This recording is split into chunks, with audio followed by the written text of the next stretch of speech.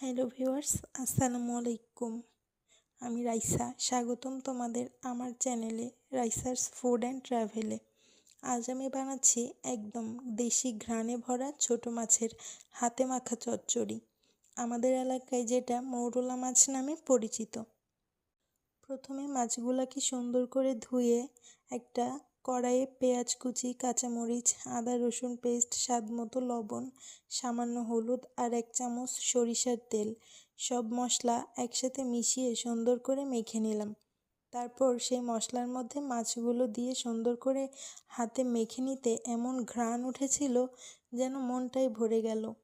এরপর সামান্য পানি দিয়ে ঢেকে রাখলাম কিছুক্ষণ। ঢাকনা খুলতেই আহা কি দারুণ সেই সুবাস! মনে হচ্ছিল যেন গ্রামের রান্নাঘরে পুরানো ঘ্রাণটা ফিরে এসেছে। তখন ঝোলটা একটু শুকিয়ে নিলাম, মাছগুলো তেলে ঝলমল করছে। আর সেই মুহূর্তে বুঝলাম আমার মৌরলা মাছের চচ্চড়ি একদম রেডি। ভাতের সাথে খেয়ে দেখো, এমন সহজ রান্নার মধ্যেই লুকিয়ে আছে গ্রামে।